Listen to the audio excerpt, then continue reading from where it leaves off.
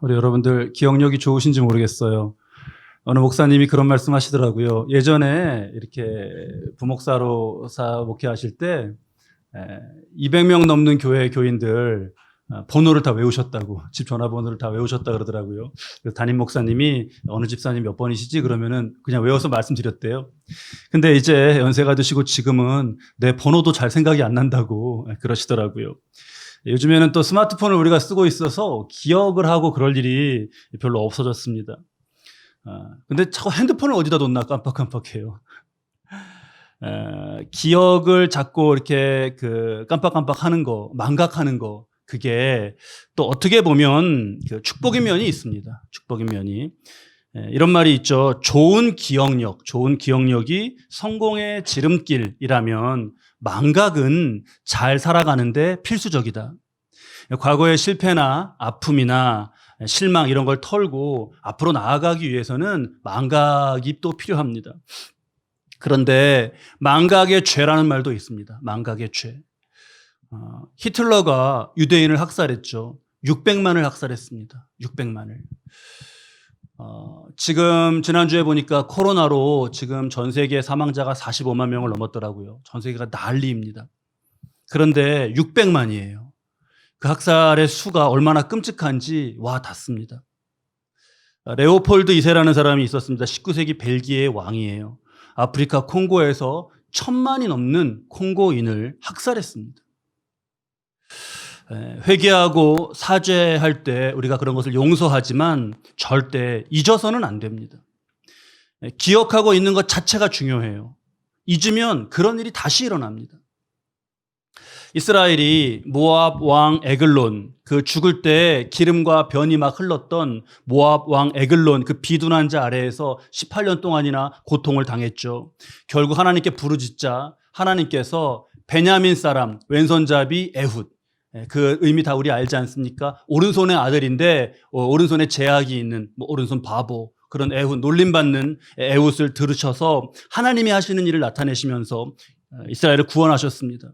이거는 절대 잊으면 안 되는 일입니다. 그로부터 에훗으로부터 80년이 평온했죠. 80년의 시간 감각이 대충 어떤 거냐 하면 우리가 지금 80년 전을 돌아보면 광복대 그 어간 되겠네요. 다른 거는 깜빡깜빡 하더라도 그건 절대 잊어서는 안 되는 일이었습니다. 1절에 오늘 우리가 읽은 말씀 1절에 에훗이 죽습니다. 에훗이. 우리 계속 반복되고 있죠. 지도자의 죽음. 여호수아가 죽었고 온니엘이 죽었고 지금 에훗입니다. 에훗이 죽자 정말 중요한 이 시점에 이스라엘은 여호와의 목전에 악을 행합니다. 안타깝죠. 반복되어서는 안 될 고통, 겪지 않아도 될 고통이 반복됩니다. 이로써. 2절에 이번에는 가나안 왕 야빈과 군대 장관 시스라의 압제를 당합니다. 상대가요 너무 강력해요. 말씀은 그걸 한마디로 정리하고 있는데 3절 말씀에 철병거 900대였습니다. 철병거 900대. 이스라엘이 아직 청동기에 머물고 있을 때 상대가 철병거 900대를 가졌어요. 탱크하고 총칼하고 이렇게 싸우는 그런 형국입니다. 그 말씀을 한번 여러분 잘 주목해서 우리가 보면 가나안 왕이에요. 가나안 왕 야빈은. 에훗을 통해서 무찔렀던 에글론은 모압 왕이었습니다. 모압 왕. 또 온니엘을 통해서 무찌르셨던 구산 리사다임은 메소포타미아 왕이었어요. 다 이 지역 밖에 이방 나라들이었습니다. 지금은 가나안 지역 아니에요. 그러니까 가나안 정복할 당시에 좀 두려운데 가만히 두고 이렇게 노역을 시키니까 편한데 라고 했던 이들이 내 눈에 하나님 약속이 아니라 내 눈에 지금 보이는 그러한 것을 가지고 판단해서 적당히 남겨둔 이들이 150년 후에 청동기의 이스라엘로는 도저히 어떻게 할 수 없는 그런 대상으로 돌아왔습니다. 우리 믿음의 역사 가운데 이런 거를 잘 확인해야겠죠. 오늘의 우리의 믿음으로 150년 후에 흥망성쇠가 정말 달라지는 거예요. 저는 이게 준비하면서 떠올랐습니다. 우리나라가 지금 뭐 교단마다 그런 그 교단의 선교사들은 조금씩 다르긴 한데 대체로 처음 이렇게 온 개신교 선교사로 꼽는 1866년에 토마스 선교사가 대동강으로 이렇게 들어오고 한 일이 있었는데 그게 지금으로부터 세면은 154년 전인 거죠. 그러니까 우리나라 역사의 어둠이 짙었을 때 이 나라의 여명이 밝아오는 그 복음과 믿음의 그 시작, 우리 지금 그런 시간 감각 속에 우리의 현실의 삶 가운데 깨달을 수 있습니다. 이스라엘은 반대로 150년 전에 남겨뒀던 그 가나안 족속이 이번에 이렇게 정말 감당할 수 없는 힘과 재앙이 돼서 돌아왔어요. 그 20년을 심히 학대합니다. 그러자 이스라엘이 부르짖고요. 하나님 또 응답하셔요. 이번에는 하나님 어떻게 역사하실까요? 4절 말씀해 보면 랍비돗의 아내 여선지자 드보라가 이스라엘의 사사가 되었는데 했습니다. 이게 지금 우리 개역 개정 성경 번역이고 히브리어 사본을 직역해서 표현하면 좀 어색은 한데 더 확연히 드러나는 것이 있습니다. 그리고 랍비돗의 아내 여선지자 여자 드보라가 그녀가 이렇게 돼요. 직역하면 아내, 여선지자, 여자, 그녀 4중으로 여자라고 말씀하세요. 이거는 이 일을 하시는 거는 하나님이시다라는 걸 말하는 거예요. 당시의 여자는 여자분들에게 죄송하지만 온전한 사람으로 여겨지지 않았습니다. 오병이어 때 보시죠. 오병이어 때 그 5,000명을 먹여신 것을 셀 때 5,000명이 남자만 센 거예요. 여자와 아이를 세지 않았습니다. 아이가 갖고 온 걸 먹었으면서 그 기적으로 먹었으면서 아이 세지 않았어요. 그런데 그때로부터 지금 1000년도 더 전이야. 한 1200년 더 전이에요. 그러면 여성의 지위 뭐 이때 말해 뭐 하겠습니까? 집안의 물건같이 밖에 가지고 나가서 매매가 가능하다고 생각할 때입니다. 여자가 한 가정의 리더십도 정말 상상하기 힘든데 그런데 이스라엘 전체의 리더십이고 그리고 전쟁을 이끌 지도자로서 철병거 900대와 그 야빈과 싸운다? 이거는 우스갯소리도 안 되는 거죠. 누군가 이럴 수 있어요. 야, 웃기는 소리 하지 마. 뭐 그거 너 실성한 거니? 아니 웃으라고 하는 소리니? 어? 하나님이 뭐 하시면 모를까? 그냥 쓸데없는 소리 하지 말고 일이나 하자. 그럴 때 여자로 지금 사중적으로 강조하고 있는 거는 그래 맞아. 하나님이 하시는 거야. 라는 거 그런 표현인 거죠. 6절에 하나님은 드보라에게 군대를 만들고 통솔할 장관으로 바락을 붙이셨습니다. 바락. 그리고 아예 어디서 싸우라고도 알려주셔요. 어디로 가라시죠? 다볼산으로 가라. 다볼산으로 가라. 내가 야빈의 군대 장관 시스라와 그의 병거들과 그의 무리를 기손강으로 이끌어내시겠다고 합니다. 기손강. 오늘 등장인물도 많은데 지역도 여기저기가 나와가지고 좀 혼란스러우실 수 있는데 다 중요해요. 정리하면 이스라엘은 지금 사사 드보라, 그렇죠? 그리고 그 장관이 되는 바락이에요. 가나안은요, 야빈, 그 장군은 시스라. 이렇게 됩니다. 여기에 지금 무기는 뭐 거의 맨손이고요. 저쪽은 철병거 900대고요. 그렇게 싸워야 되는 장소는 이스라엘은 다볼산에 진치고 그 밑을 흐르는 기손강에 가나안 군대는 진치고. 정리가 잘 되시죠? 8절을 보니까 바락이 드보라가 같이 가면 가겠다고 합니다. 드보라가 당신이 같이 가면 가겠다. 이거 우리 바락의 이런 모습을 어떻게 봐야 할까요? 바락이 겁쟁이인가요? 어떻게 겁이 안 나겠습니까? 철병거 900대를 생각하면 그냥 죽으러 가자는 얘기로 들릴 수 있어요. 드보라가 가면, 당신이 가면 나도 가겠다. 이렇게 조건을 달았지만 어쨌든 가라시는 하나님께 순종을 합니다. 우리가 이 전쟁의 결과는 싸워봐야 알겠죠. 싸워봐야 아는데 그 전에 미리 알 수 있어요. 이때 이미 승리입니다. 어떻게 알죠? 우리 승리의 공식을 기억하시죠? 기도. 이때는 기도가 20년 동안의 그 심한 학대 가운데 이제 부르짖음이었어요. 기도 플러스 응답. 드보라를 사사로 세우시는 응답하셨습니다. 세 번째가 순종이었죠. 드보라와 바락의 두렵지만 가겠다라고 하는 순종이에요. 여기가 됐으면 이쪽의 답은 뭘로 나오는 거죠? 승리로 나오는 거예요. 가겠다. 두렵지만 가겠다. 150년 전에 뭐라 그랬죠? 두려워서 못 가겠다. 150년 만에요. 못자가 떨어졌어요. 그랬더니 그대로 공식 그대로 승리합니다. 그렇잖아요. 우리 수학 공식도 하나 그 안에 곱하기가 더하기가 되거나 뭐 A가 B가 되거나 그거 틀리면 답 엉뚱하게 나오는 거잖아요. 못 가겠다 해서 두렵고 철병거고 말도 안 되지만 가겠다. 못자 떼어지니까 승리가 됐습니다. 그러면 여러분 어떻게 이기겠다고 하시는 걸까? 이게 그 방법을 어떻게 하나님은 하시겠다는 걸까요? 7절 말씀을 보면 그를 내 손에 넘겨주리라 했습니다. 마지막에 그를 내 손에 넘겨주리라. 그리고는 구체적인 내용을 몰라요.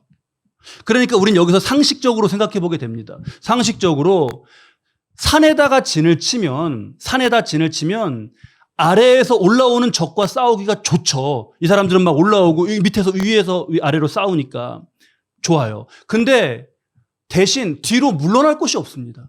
산 위니까. 뭐 어디로 가겠습니까?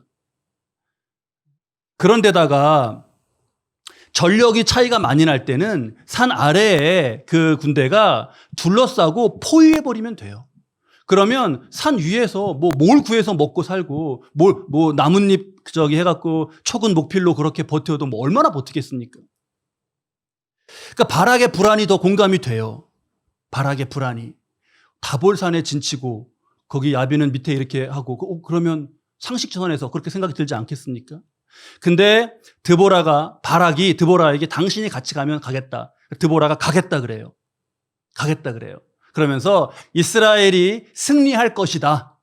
근데 바락 내가 영광을 얻지는 못할 것이다 그럽니다. 여기서 영광은 적장을 마지막에 베는 그 전투에서 그게 영예예요. 그러니까 적장 시스라는 다른 여인의 손에 파실 거라 그래요. 다른 여인의 손에 파실 거라고. 이 제3의 여인이 누굴까? 도대체 어떤 방법으로 이기게 될까? 오늘 좀 전개가 복잡한데요. 몇 가지 과정을 다 두고 궁금하니까 빨리 전투로 가보겠습니다. 양쪽이 지금 다볼산의 이스라엘, 그 아래 기송강에 유대가 가나안이 진쳤습니다. 14절 말씀에 드보라가 일어나라 그러죠. 일어나라. 여호와께서 시스라를 내 손에 넘겨주신 날이라. 여호와께서 너의 앞서 나가지 아니하시냐. 이렇게 말하자 바락과 이스라엘의 만명이 산 아래로 돌격을 합니다. 그렇게 돌격을 해서 만나게 된 전장의 묘사가 15절이에요. 15절 말씀 한번 볼까요? 여호와께서 바락 앞에서 시스라와 그의 모든 병거와 그의 온 군대를 칼날로 혼란에 빠지게 하심에 시스라가 병거에서 내려 걸어서 도망한지라 했습니다. 너무 간단히 끝나버렸어요. 어떻게 혼란에 빠지게 하신 거죠? 목사님 이기게 하시면 이기게 하신 거지 왜 이렇게 저는요 너무 제가 집요한가요? 궁금해요. 어떻게 이기게 하신 건가? 도대체 어떻게 된 건가? 하나님은요 참으로 하나님이셨습니다. 드보라의 말 여호와께서 너의 앞서 나가지 아니하시냐 그랬잖아요. 지금 이거는 너의 앞서 나가지 아니하시냐. 드보라가 결정적으로 뭔가 하나님이 역사하시는 걸 본 거예요. 그래서 지금 내려가라는 겁니다. 지금이야. 내려가요. 시스라의 입장에서는 철병거 900대의 시스라의 입장에서는 며칠 포위하고 그럴 것도 없어요. 힘들게 철병거를 끌고 산에 못 올라가는데 그럴 필요 없어요. 기다리고 있으면 됩니다. 내려오니까요. 지형적인 그런 장점을 다 포기하고 왜 내려오는 거지? 하는 거예요. 이때예요, 이때. 하나님이 어떻게 하시죠?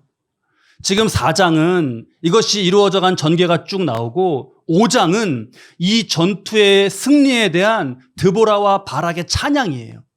5장에 그 답이 나옵니다. 5장 20절에 보면 별들이 하늘에서부터 싸우되 그들이 다니는 길에서 시스라와 싸웠도다. 기손강은 그 무리를 표류시켰으니 이 기손강은 옛 강이라 했습니다. 별들이 싸웠다는 게 무슨 말일까요? 별들이 싸웠다. 별, 하늘은 땅 위에 이런 시기나 일기를 알아보는 창이었어요. 별자리를 보고 또 이런 걸 다 살피지 않습니까? 예전에 뭐 이렇게 먼 하늘을 보면서 날이 어떻겠다 이런 걸 말하잖아요. 하늘에서부터 싸웠다는 것은 일기의 변화이고 그 결과는 기손강의 표류였습니다. 그러니까 전장에 비를 내리신 거예요. 우리 지리 시간에 예전에 배웠던 용어 중에 와디 혹시 기억나세요? 와디? 우리말로 하면 건천이에요. 건천. 평소에는 그냥 땅입니다. 땅인데 상류에서 비가 내리고 하면 갑자기 간헐하천으로 거기 만들어지는 거예요. 지금도 광야에서 막 모험 좋아하고 탐험 좋아하는 사람들이 이렇게 트럭 하나 몰면서 막 그 광야 이렇게 다니다가 세워놨다가 다음날 보니까 차가 물에 떠내려가고 그런 거 와디인 줄 모르고 거기 세워놨다가 그렇게 되는 일이 생기죠. 기손강은 와디, 건천이었습니다. 1년 내에 굳은 마른 땅이에요. 그러니까 철병거를 운행하기 좋았습니다.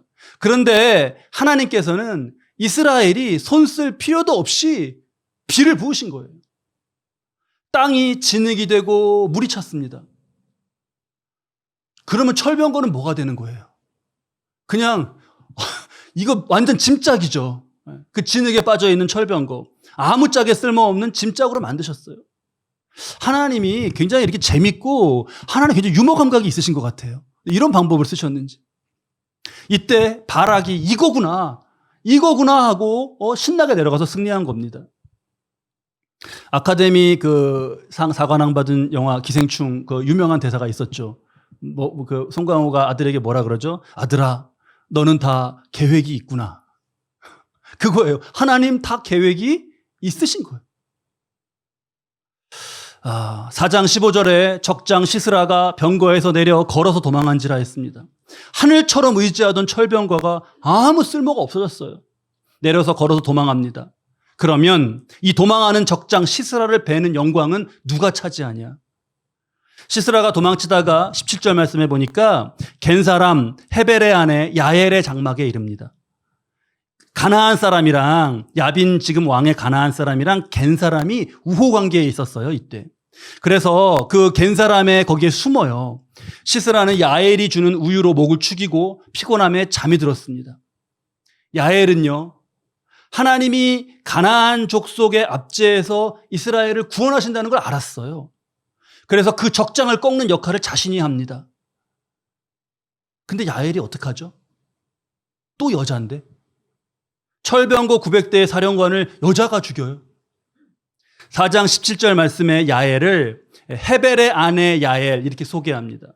그랬는데 다시 시스라를 물리치는 21절 말씀을 보면 헤벨의 아내 야엘이 또 아내 야엘 강조합니다. 이게 무슨 뜻이라고요? 하나님이 하신다는 뜻이에요.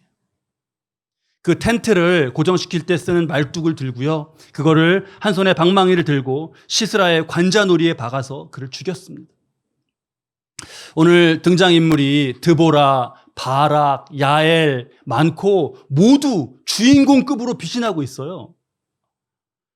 드라마를 잘 아시는 분들은 아실 텐데 이거는 연출자가 뛰어난 겁니다. 하나님은 자신을 찾는 자녀를 돌보시겠다는 약속을 절대 망각지 않으세요. 어기지 않으십니다. 이번에는 드보라를 세우셨고 바락을 세우셨고 야엘까지 예비하셨어요. 다볼산, 기손강 그 시나리오를 다 짜시고 일기까지 주관하셨습니다. 땅과 하늘의 모든 채널을 다 여시고 구원하셨어요. 우리의 삶에 많은 일이 있고 복잡다단하죠, 그런 일들이. 그럴수록 연출자로 하나님을 모셔야 합니다. 믿음은 하나님과의 합력이고 하나님은 믿음의 사람들을 합력시키시면서 모두를 빛내셨어요. 지난주에 우리 애우통에서 봤죠. 인간이 아무리 약해도 모자라도 하나님이 합력하시면 구원에 이루는데 충분해요. 약할 때 강함이 되시는 하나님을 봤습니다. 오늘 하나님은 그 약할 때 강함 되시는 강함을 협력을 통해서 이루어 가시는 것을 보여주고 계셔요. 이게 사는 길이죠. 동족의 아픔, 이 하나님의 구원을 나 몰라라 했던 이들이 있습니다.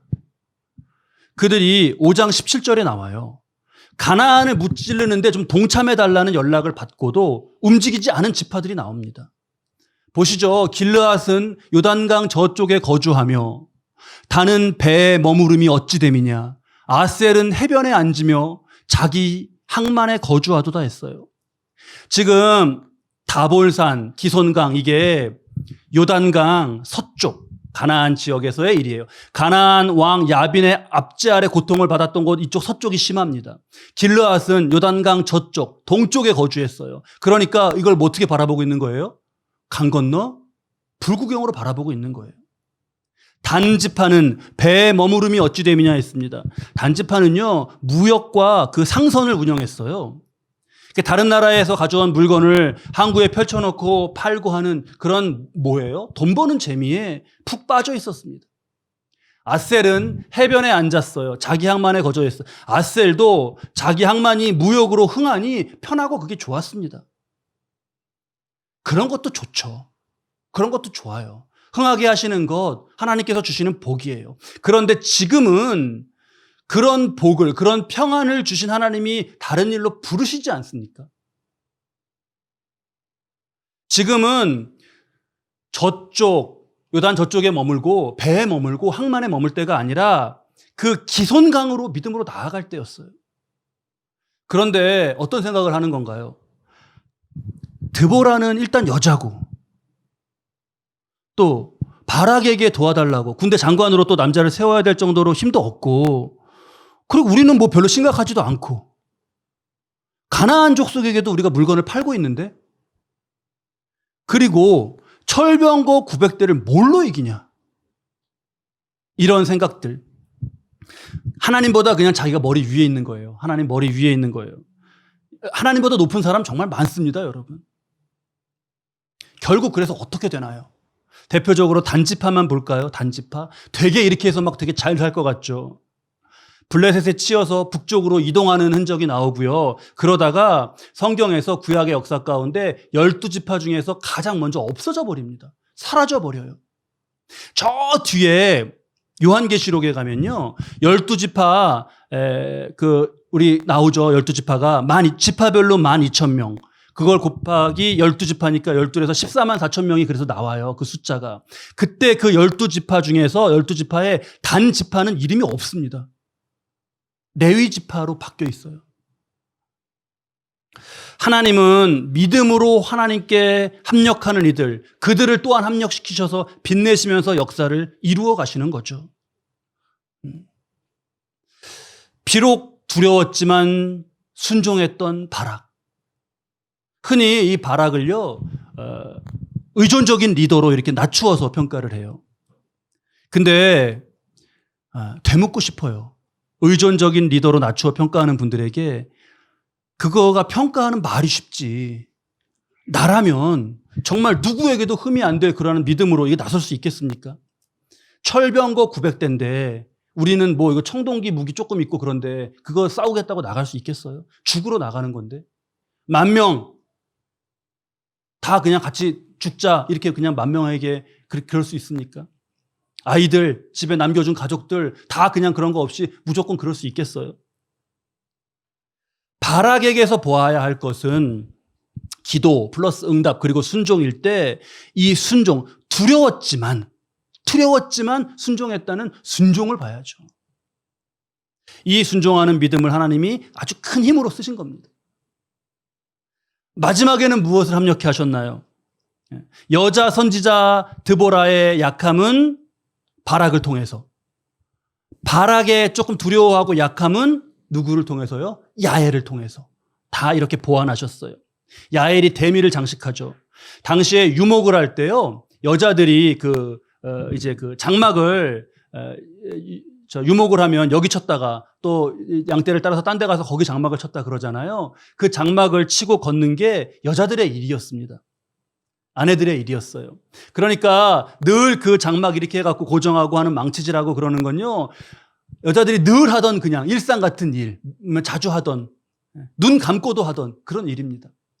때로 이 지겹기도 했을 이 일을 정말 아무것도 이 일은 아니라고 생각했을 그 일을 하나님은 하나님의 구속사를 빛내는 데 쓰셨어요. 하나님의 판결이, 가나안을 끝장내시는 하나님의 판결이 내려지는 의사봉처럼, 땅 두드리는 의사봉처럼 여인의 일상, 그 손의 망치, 그것으로써 시스라의 관자놀이를 두드리게 하셨습니다. 야엘이 히브리어의 뜻이 염소의 젖이에요. 젖. 드보라가 그 히브리어 뜻이 꿀입니다. 꿀. 생각나시는 거 없으세요? 하나님이 젖과 꿀이 흐르는 땅을 주시기로 약속하셨죠. 이들의 합력 속에서 젖과 꿀이 흐르는 땅으로의 회복이 상징적으로 선포되고 있는 거예요. 젖과 꿀은 죄, 우상 숭배를 버리고 하나님보다 높아진 그런 사람들끼리 힘 합치는 그런 지파의 이기심, 그런 것 버리고 하나님께 순종하며 합력하는 사람들을 통해서 흐른다는 영적 진리를 말씀은 우리에게 깨닫게 하십니다. 여러분들, 우리 말씀 정리하면서 잊을 거는 다 잊으시기 바랍니다. 잊을 건 다 잊으시기 바라요. 이사야서 49장 18절 말씀이에요. 너희는 이전 일을 기억하지 말며 옛날 일을 생각하지 말라. 자꾸 털어버렸다가 다시 잡고 그러는 건 어리석은 은혜입니다. 어리석은 일입니다. 그런 분에게는 망각의 은혜가 있기를 바랍니다. 망각의 은혜. 근데요, 망각의 은혜예요. 망각의 은혜에서 순서가 바뀌면 안 돼요. 은혜가 앞으로 오고 망각이 뒤로 가서 망각의 은혜가 은혜의 망각이 되면 안 됩니다. 이사야서 46장 9절이에요. 너는 옛적 일을 기억하라. 좀 전에 기억하지 말라 그러셨는데. 너는 옛적 일을 기억하라. 나는 하나님이라. 나 외에 다른 이가 없느니라. 은혜는요, 망각하면 안 되고 하나님은 잊으면 안 됩니다. 하나님을 잊지 않는 것이 믿음이에요. 우리 오늘 이 말씀이 여러분의 삶 가운데 정말 주시는 그런 하나님의 메시지가 되고 여러분의 삶에 정말 적용하실 때에 이러한 승리가 있기를 바랍니다. 마치면서 우리 기송강에서의 드라마틱한 승리를 찬양하는 5장의 찬양, 그 하이라이트 말씀을 보겠습니다. 5장 20절 말씀, 별들이 하늘에서부터 싸우되 그들이 다니는 길에서 시스라와 싸웠도다. 기손강은 그 무리를 표류시켰으니 이 기손강은 옛강이라. 이렇게 끝납니다. 내 영혼아, 내가 힘있는 자를 밟았도다. 힘있는 자를 밟는 것이 마지막에 내 영혼아, 내가 힘있는 자를 밟았도다 했어요. 힘있는 자를 밟는 것이 믿음을 가진 영혼이었습니다. 영혼 차원에서, 믿음 차원에서 이미 밟고 이미 승리한 것이었어요. 영혼이 원수를 그렇게 밟았으니 그렇게 나아가라. 내 영혼아 힘차게 진군하여라. 그런 의미입니다. 우리 험한 세상 살아가시는데 믿음의 영혼, 그 발로 진군하시기에 그 발 앞에 승리가 펼쳐지는 그런 승리의 행진 되시는 삶, 저와 여러분 되시기를 주님의 이름으로 축원합니다.